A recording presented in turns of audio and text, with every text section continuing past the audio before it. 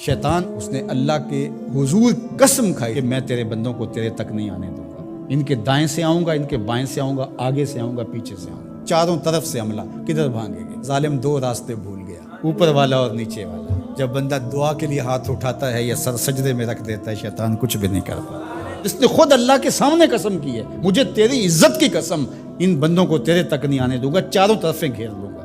تو اس کے بڑے مکر و فریب اور بڑے طریقے۔ مطاف کے اندر کنکروں پر پیشانی رکھ کے ایک بندہ زاروں کے تار رو رہا ہے اور کیا کہتا ہے، اللہ مجھے معاف کر دے، ورنہ قیامت کے دن مجھے نابینا اٹھانا، تیرا کیا تیرے بندوں کا سامنا بھی نہیں کر پاؤں گا۔ اتنے درد سے روتا ہے کہ چلنے والوں کے قدم رکتے ہیں۔ سر پہ کپڑا ڈالا ہے، زاروں کے تار، سسکیاں لے لے کے، ہچکیاں لے لے کے روتا ہے۔ کوئی اس کے پاس کھڑا ہو گیا، اس کی کمر پہ ہاتھ پھیر کے کہتا ہے، حوصلہ رکھ، اللہ بڑا کریم ہے، اللہ معاف کر دے گا۔ خیر جب وہ شخص رو رو کے آہوزاری کر کے اپنے رب کے حضور یہ تمنائیں کر کے اٹھ کے جانے لگا، تو اس شخص کو شوق تھا کہ میں دیکھوں یہ ہے کون۔ اتنا خوف خدا، اتنا ڈر رہا ہے، پتہ نہیں کون ہے، کیا گناہ کر بیٹھا ہے۔ لیکن جب اس صاحب نے سر اٹھایا تو اس کی چیخ نکل گئی، فائزہ ہوا شیخ عبد القادر جیلانی۔ تو یہ زاروں کے تار رونے والا شیخ عبد القادر جیلانی تھا۔ ساری زندگی خدمت خلق میں بسر ہوئی، اللہ کے حکام بجا لاتے ہوئے، لیکن خوف خدا، خشیت الہی کا عالم ہے۔ حضرت جنید بغدادی کے پیر ہیں حضرت سری سکتی رضی اللہ تعالیٰ عنہ، رشتے میں ماموں بھی لگتے ہیں۔ تو حضرت جنید بغدادی کو حضرت سری سکتی رضی اللہ تعالیٰ عنہ نے ایک دن وصیت کی۔ حضرت جنید کہتے ہیں میرے پاؤں تلے سے زمین سرکنے لگی، فرمانے لگے بیٹا جب میں مر جاؤں تو میری قبر بغداد سے باہر بنانا۔ میں نے پوچھا حضرت کیوں؟ لوگ تو بغداد میں دفن ہونے کو ترستے ہیں۔ کہا میری بدعمالیوں کی وجہ سے بغداد کی مٹی میری لاش قبول کرنے سے انکار نہ کر دے۔ الذین یبیتون لربہم سجدا وقیاما، یہ وہ لوگ ہیں جو اپنی راتیں سجدے میں اور قیام میں بسر کرتے ہیں۔ ہم تو 4 نمازیں تسلسل سے پڑھ لیں تو بے نمازیوں کو حقیر سمجھنے لگ جائیں، لیکن یہ کیا ہے، زندگی ذکر و فکر میں گزرتی ہے، سجدہ و قیام میں راتیں بسر ہوتی ہیں، لیکن عرض کیا کرتے ہیں، مالک ہم سے جہنم کا عذاب پھیر دے۔ آؤ میں اور آپ اپنے گریبان میں جھانکیں، اپنے من میں اتریں۔ اللہ نے ہمیں کتنی نعمتیں عطا کی ہیں، کیا کچھ نہیں عطا کیا۔ ہماری راتیں کیا قیام اور سجدوں میں بسر ہوتی ہیں۔ ہماری 5 نمازیں بھی پوری ہیں، اگر ہماری 5 نمازیں بھی پوری نہیں اور سجدہ و قیام بھی ہمیں نصیب نہیں ہے تو پھر افسوس ہے ہمارے جینے پر۔ جب کسی سے پیار پیدا ہوتا ہے تو پھر یہ آرزو مچلتی ہے کہ میں اس کے ہونٹوں سے سنوں کہ میں تم سے پیار کرتا ہوں۔ تو بندہ ہو کے پیار رب سے کرتا ہے تو پھر دل میں آرزو تو مچلتی ہے کہ کانوں میں کوئی نغمے رس گولیں اور کوئی مجھے کہے کہ تم پیار کرتے ہو تو وہ بھی تم سے پیار کرتا ہے، تو زندگی کی ساری تھکن اتر جائے۔ تو کہا کہ یہ سننا چاہتے ہو نا، یہ آرزو ہے نا تمہاری، تمہارے رت جگے، تمہاری راتوں کی تنہائیوں میں سجدے، تمہارا دن رات رکوع قیام، اور تمہارا اس کے حضور پیچ و تاب اور اضطراب، اور زندگی کا یہ سارا تمہارا لف و نشر اس کی ذات کی رضا کے لیے ہے نا۔ تم چاہتے ہو کہ ہمارا رب ہم سے راضی ہو جائے، کبھی کعبے کے چکر کاٹ رہے ہو، کبھی پتھروں کو چوم رہے ہو، حجر اسود کو چوم رہے ہو، کبھی ملتزم پہ لپٹ لپٹ کے آہوزاریاں کرتے ہو، کبھی مطاف میں پیشانی رگڑتے ہو اور کبھی حتیم میں روتے ہو۔ تم اسی تڑپ میں ہو نا، یہی بتانا چاہتے ہو نا کہ ہم تجھ سے پیار کرتے ہیں، یہی بتانا چاہتے ہو نا کہ ہم تجھ سے محبت کرتے ہیں۔ کبھی سحری کے وقت مصلی بچھاتے ہو، تمہارے آنسو مصلی میں جذب ہوتے ہیں اور مصلی بھیگ جاتا تمہارے آنسوؤں سے، کوئی دیکھ نہیں رہا ہوتا، لیکن تمہارے دل سے یہ ہوک اٹھتی ہے جس کے لیے یہ آنسو جذب ہو رہے ہیں وہ تو دیکھ رہے نا۔ تمہیں یقین ہوتا ہے لیکن محبت میں عجب تکرار کی خو ہے، کہو نا کہ مجھے تم سے محبت ہے۔ تو پھر یہ خو جو طبع کے اندر ہے، بندہ سننا چاہتا ہے، وہ بےتابیاں اسے تنگ کرنے لگ جاتی ہیں، اس کے اندر اداسیاں پیدا ہوتی ہیں کہ یار میں تو اس سے پیار کرتا ہوں، میں تو اس سے محبت کرتا ہوں، وہ بھی کرتا ہوگا، یہ تو یقیناً اس نے مجھے توفیق سجدہ نصیب ہی تب کی ہے، لیکن میں بھی تو سننا چاہتا ہوں کہ وہ مجھ سے پیار کرتا ہے، میرے سجدوں کا مل ڈالا ہے اس نے، اگر میں گلی گلی کی خاک چھانی اور نگر نگر گھوم کے اس کے حرم کے چکر کاٹے اور دیوانہ وار گھوما تو وہ بھی تو کہے مجھے تیرے چکر عاشق زار نظر آ رہے ہیں اور میں تجھے پسند کرتا ہوں، تو چکر کاٹ رہا ہے، میرے حرم کا طواف کر رہا ہے، میں تیرے اوپر رحمتیں نچھاور کر رہا ہوں، تو سننا چاہتا ہے بندہ کہ وہ بھی کہے کہ ہاں تیری محبت قبول ہوئی، تیری محبت مراد کو پہنچی، تو آواز آئی تم یہ چاہتے ہو نا کہ وہ بھی تم سے محبت کا اظہار کرے اور اعلان کرے اور اس کی محبت کا تمہیں یقین تو ہے لیکن وہ مزید جو ہے وہ اذعان و یقین کے سانچے میں ڈھل جائے، تو کہا کہ یہ اگر تم چاہتے ہو تو تم ایک طریقہ بتاتا ہوں، تم محبت کا جواب چاہتے ہو، تم ان سجدوں کا جواب چاہتے ہو، تم طواف اور ان چکروں کا جواب چاہتے ہو، تو تمہیں بتاتا ہوں میرے رسول کی چوکھٹ پہ آؤ اور ان کی اتباع کرو، ان کی اتباع کرو، تم نکلے تو محبت کرنے تھے، تم عاشق زار بنے تھے، لیکن یحببکم اللہ، وہ خدا ہو کہ تم سے محبت کرے گا۔ اچھا یہاں میں ایک اور جملہ کہنا چاہوں گا اور وہ یہ کہ یہاں ذکر کیا گیا حضور کی اتباع کا، تو اتباع سے قبل بھی محبت، اتباع کے بعد بھی محبت۔ قل ان کنتم تحبون اللہ فاتبعونی یحببکم اللہ، یعنی اتباع سے پہلے بھی محبت، اتباع کے بعد بھی محبت۔ تو کوئی اتباع لالچ میں بھی ہوتی ہے، کسی غرض میں بھی ہوتی ہے کہ میں اس کی بات مانوں تو مجھے یہ ملے گا، لیکن کہا کہ تم نے میرے رسول کی اتباع ایسی کرنی جس کے آگے بھی محبت ہو، جس کے پیچھے بھی محبت۔ جب تم محبت کے دائرے میں رہ کے اتباع اور فرما برداری اور انقیاد اور اطاعت کے زمرے میں آ جاؤ گے تو پھر تم تو نکلے تھے رب سے پیار کرنے کے لیے، لیکن وہ رب ہو کے خود کہتا ہے میں اب تم سے پیار کرتا ہوں، اور درمیان میں اتباع میرے حضور کی آئی۔ یہ مائک جس کمپنی نے بنایا ہے، جب ہم مارکیٹ سے خرید کے لائے تھے تو اس کے ساتھ ایک چھوٹی سی بک بھی آئی تھی جس میں یہ بتایا گیا تھا کہ اس کو ہم نے استعمال کیسے کرنا ہے، خرابی کی صورت میں اس کی اصلاح کیسے ہوگی، اور اگر اس کے مطابق ہم اس کو استعمال کریں، جس طرح کی بیٹری اس کے اندر آنی چاہیے تو وہ ڈالیں گے تو دیر تک اس کے فوائد اور ثمرات حاصل کرتے رہیں گے۔ لیکن اگر ہم اس کتاب کو جو اس کے ساتھ ہمیں ملی تھی، جس کمپنی نے اسے بنایا ہے، تو اس کا طریقہ استعمال ساتھ بتایا ہے، اس کتاب کو پھاڑ کے پھینک دیں گے یا اس کو لپیٹ کے کہیں اونچی جگہ پہ رکھ دیں گے اور اس کو اپنی مرضی سے چلانا چاہیں گے تو پھر اپنی مرضی سے ہم اس سے فائدہ حاصل نہیں کر پائیں گے، تھوڑا وقت فائدہ حاصل ہوگا لیکن نتیجہ کچھ بھی نہیں ہوگا۔ تو جو کمپنی کوئی چیز تیار کرتی ہے تو اس کا طریقہ استعمال بھی ساتھ چھوٹی سی بک کی صورت کے اندر آپ کو دیتی ہے۔ تو جس مالک نے حضرت انسان کو بنایا ہے اس نے ساتھ کتاب اللہ کو بھی بھیجا ہے کہ اس کو پڑھتے جاؤ اور اپنی زندگی کو سنوارتے جاؤ، اس کے مطابق زندگی گزاریں گے تو زندگی سوکھی ہوگی، اور اگر زندگی اپنی خواہش پہ گزاریں گے اور غلاف میں لپیٹ کے قرآن مجید کو اوپر رکھ دیں گے اور وہاں سے دیکھ کر کے اس کو آپریٹ نہیں کریں گے اس جسم کو، تو پھر نتیجہ وہی ہوگا جو عمومی طور پہ متوقع ہے۔ تو اس لیے التمسک بکتاب اللہ، اللہ کے بتائے ہوئے طریقہ حیات کے مطابق زندگی گزارنا ہو تو قرآن مجید کے بغیر ایک قدم بھی نہیں چلا جا سکتا۔ گر تو می خواہی مسلمان زیستن، نیست ممکن جز با قرآن زیستن، اگر تو مسلمان بن کے جینا چاہتا ہے تو قرآن مجید کے بغیر ایک قدم بھی نہیں چل سکتا۔ تو اس کتاب کے ساتھ تمسک اختیار کرنے کی تلقین کی۔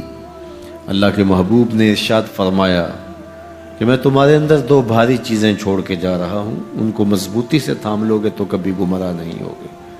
اولہما کتاب اللہ، ان میں سے پہلی چیز اللہ کی کتاب ہے، فیہ الہدی والنور فخذوا بکتاب اللہ واستمسکوا بہ، اس میں ہدایت ہے، روشنی ہے، اس کو مضبوطی سے پکڑ لو، اچھی طرح سے تھام لو، تم گمراہ نہیں ہوگے۔ یار جو شخص نابینا ہے اسے کیا پتا کہ یہ پھولوں کی بہاریں کیا ہوتی، جو پیدائشی نابینا ہے اسے کیا پتا ہے کہ آسمان پر بزم کواکب کے رنگ کیا ہیں، اسے تتلی کے پروں میں قدرت کی سنائی کا کیا اندازہ ہو سکتا ہے، اسے مور کے پروں میں رنگوں کی مینا کاری کا کیا اندازہ ہو سکتا ہے، اسے پھوٹتے جھرنوں، بہتی ندیوں اور کوسے قضا کی رنگینی اور دھنک کی شوخیوں کا لطف کیسے نصیب ہو سکتا ہے، اس کو کیا پتا حسن کیا ہوتا ہے، اس کو کیا پتا جمال کیا ہوتا ہے۔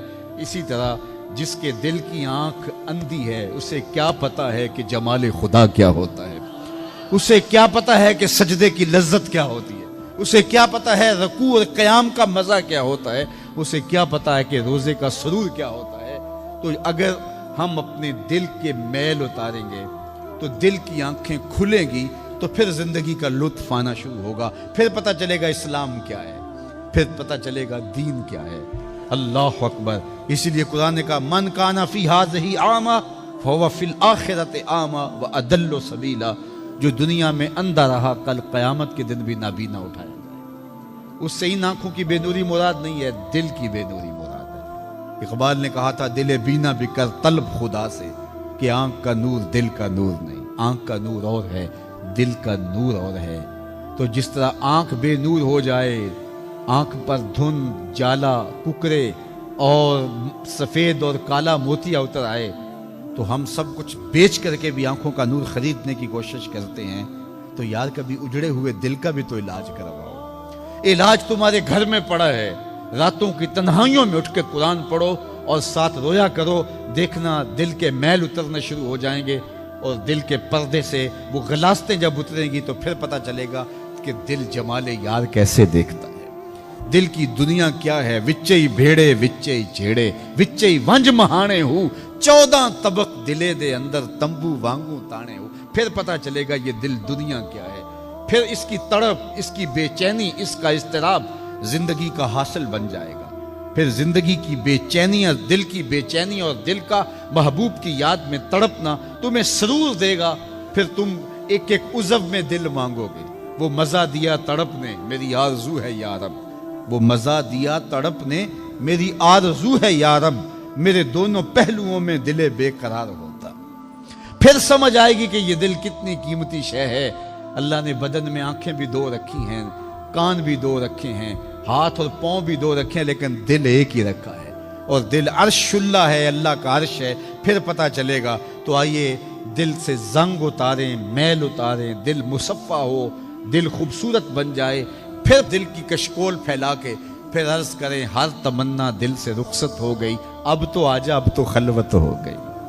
لیکن یہ میل کچیل سے ہٹا ہوا ہوگا تو گندی جگہوں پہ محبوب تو نہیں آتے ہیں۔ تو حسد، حقد، کینے، بغض، نفرتیں یہ ہم پالے رکھتے ہیں، اپنی زندگی کو ہم نے خود بوجھل بنایا ہوا ہے۔ میاں حسد کرنے سے محسود کا کیا ہوگا؟ ہم اپنے آپ کو تلخی میں مبتلا کیے ہوئے ہیں۔ بغض رکھنے سے مبغوض کا کیا ہوگا؟ ہم اپنے آپ کو بوجھ میں مبتلا کیے ہوئے۔ تو اپنے دل سے یہ سارے بوجھ اتار کر کے جب دل کو مصفا اور مزکا کریں گے تو پھر دیکھیے کہ دل کے آئینے میں کیسے جمال یار دکھائی دیتا ہے۔ تو اس دل کی اصلاح ہوگی کثرت کے ساتھ قرآن مجید کی تلاوت کرنے سے۔ تو راتوں کی تنہائیوں میں اٹھ کے قرآن پڑھو، دیکھنا کہ کیسے دل کے زنگ اترتے ہیں۔ بعض لوگ بڑی عجیب خبر سناتے ہیں، میاں تمہیں کیسے پتا؟ وہ کہتا ہے میں رات اچانک نیند نہیں آ رہی تھی تو ایک چینل کھولا تو اس میں یہ خبر چل رہی تھی، تو میں نے کہا تجھے نیند نہیں آ رہی تھی، تو نے چینل کھولا، کاش تو قرآن کھول کے بیٹھ جاتا، تجھے وہ دکھائی دیتا کہ تیرا اندر تیرا باہر روشن ہو جاتا۔ تو راتوں کی تنہائیوں میں اٹھ کے قرآن مجید پڑھنے کا مزاج پیدا کریں، اپنی صبح کا آغاز قرآن مجید کی تلاوت سے کریں، اپنے دن کو سمیٹیں، سونے کی تیاری کریں، سورہ ملک سے اپنے معاملات کو سمیٹیں۔ یہ چند دن کر کے دیکھ لیں۔ اور اگر آپ کو معاشی مسائل ہیں، مشکلات ہیں، تو سورہ واقعہ اس کے لیے اکسیر ہے۔ صرف 3 رکوع ہیں، اتنی اکسیر کہ جس کی زندگی میں سورہ واقعہ آ گئی وہ مشکلات میں مبتلا نہیں ہوتا، اللہ اس کے لیے رزق کے دروازے کھول دے۔ مدینے کی گلی سے میرے حضور کا گزر ہوا، ایک ایسا مکان بن رہا تھا جس طرز کے مکان کو حضور پسند نہیں کرتے، تو پوچھا یہ کس کا مکان ہے؟ کہا فلاں انصاری کا۔ حضور گزر گئے، کسی نے اس کو جا کے بتایا حضور تیری گلی سے گزرے تھے، تیرے مکان کو دیکھا، شاید حضور کو پسند نہیں آیا۔ چہرہ بتا رہا تھا حضور کا کہ تیرا مکان اچھا نہیں لگا۔ انہوں نے کدال لیا اور مکان زمین کے برابر کر دیا۔ چند دن کے بعد حضور کا پھر گزر ہوا تو دیکھا کہ مٹی کا ڈھیر پڑا ہوا ہے، ملبہ پڑا ہوا ہے۔ کہا اس شخص کو بلاؤ، بلایا گیا، کہا میں گزرا تھا، تیرا مکان بن رہا تھا، اب مٹی کا ڈھیر پڑا ہے۔ حضور میں نے گرا دیا۔ فرمایا کیوں؟ عرض کی سنا تھا آپ کو پسند نہیں، سنا تھا آپ کو پسند نہیں۔ میں اور آپ اپنے اندر اترے اور دیکھیں ہمارا کیا کیا حضور کو پسند ہے۔ محمد دی زیارت محمد دے رنگ وچ، اے ٹھگ بازیاں جانے پیارا محمد صلی اللہ علیہ وسلم۔ جب ان کے ہوئے تو پھر اپنی خواہش رہی کہاں؟ اپنی رضا کو محبوب کی رضا میں فنا کر دینے کا نام ہی تو محبت ہے۔ تیرے ہندیاں سندیاں محبوبہ، میں کافر ہواں جے میں ہواں، اپنی نفی کرنے کا نام ہی تو محبت ہے۔ لیکن میں اپنی خواہشات کا پتلا ہوں اور عاشق رسول بھی ہوں، کیسی عجیب کہانی ہے۔ میں اپنی آرزوؤں کا بندہ بھی ہوں اور عاشق رسول ہوں، کیسی عجیب کہانی ہے۔ جب ان کے ہو گئے پھر اپنا کچھ نہ رہا۔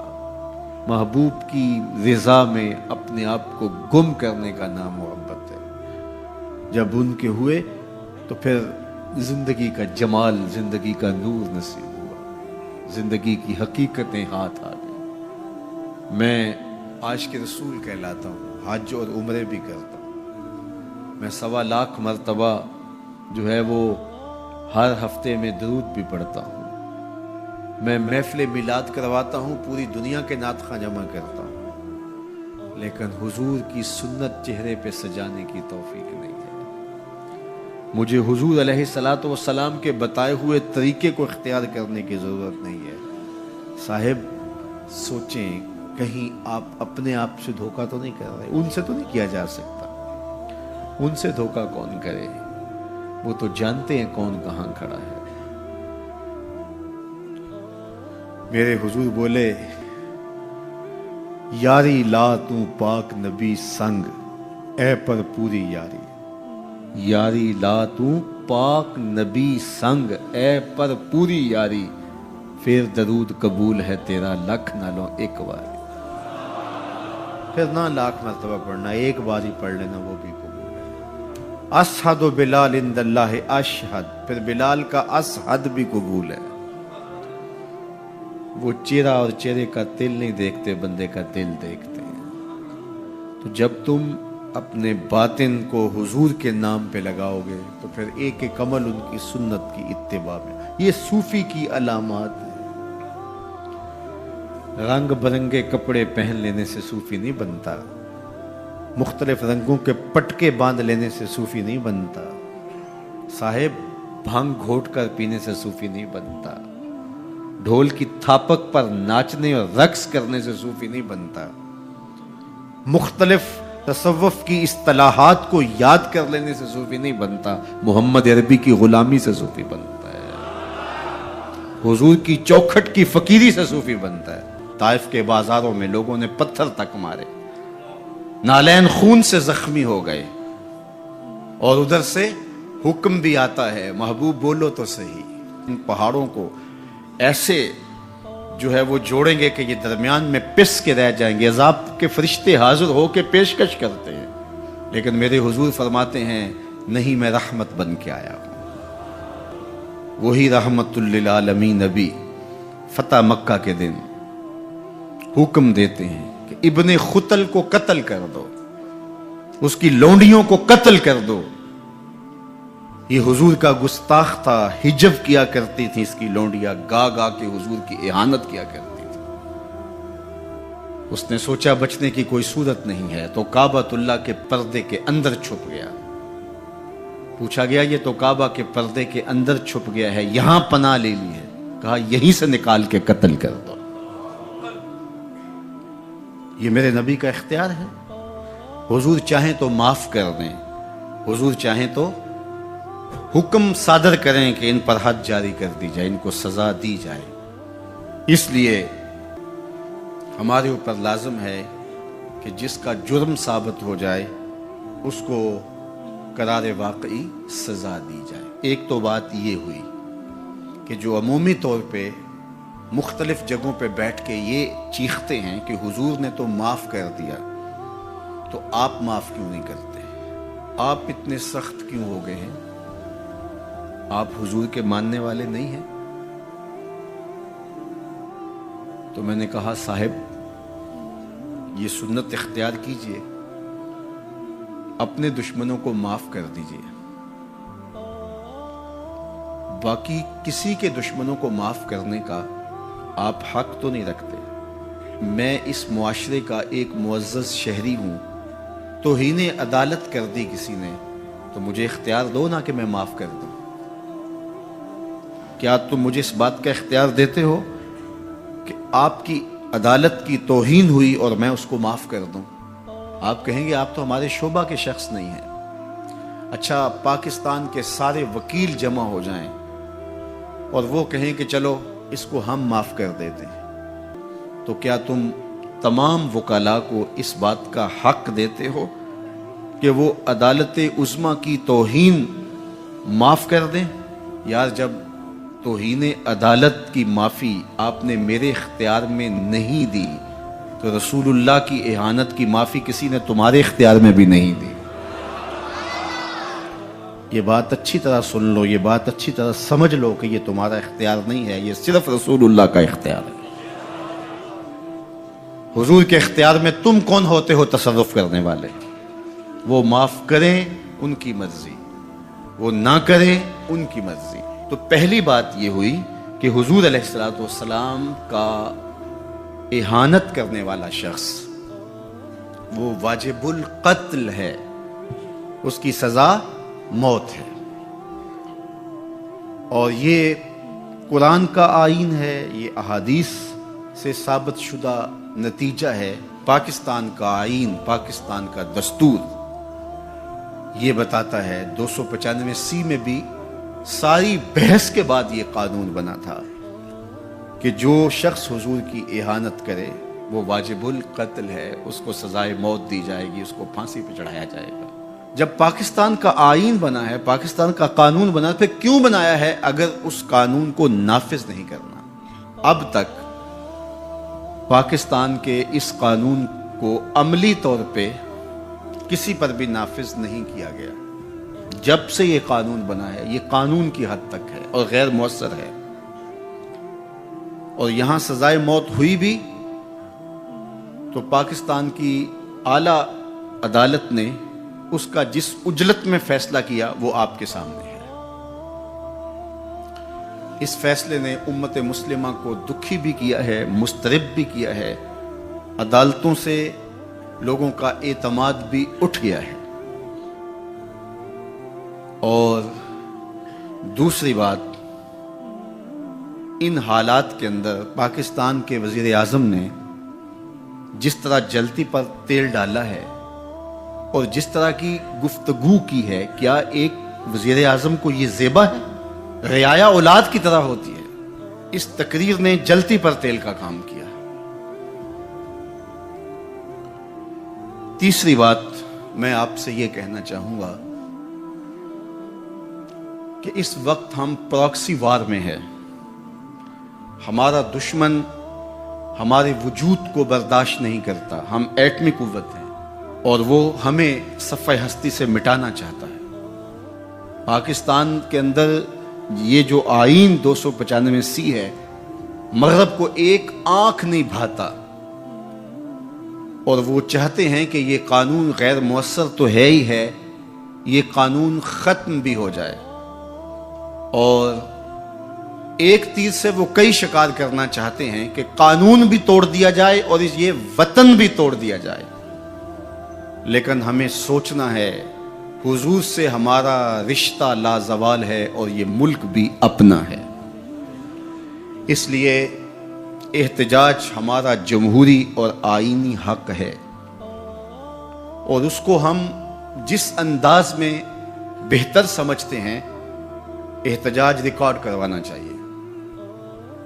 کسی نے بیان دے دیا، کسی نے تحریر لکھ دی، کسی نے کالم لکھا، کسی نے میڈیا پہ آ کے اپنے جذبات کا اظہار کیا، کسی نے اداروں کو پیغام دیا، کسی نے احتجاجی مظاہرہ کر کے جلوس نکال کر کے اعلان کیا، کسی نے دکان بند کر کے اس بات کا اعلان کیا کہ ہم تمہارے اس فیصلے کو قبول نہیں کرتے۔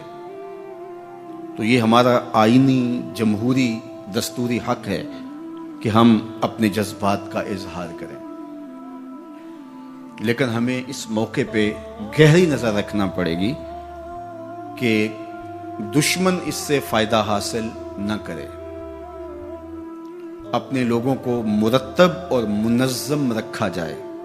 جذبات کے اس ماحول کے اندر بھی ہم اپنی گفتگو کو پورے غور و فکر کے ساتھ تول کے بولنے کا مزاج بنائیں، تاکہ ملک کے اندر کوئی ایسی صورتحال پیدا نہ ہو۔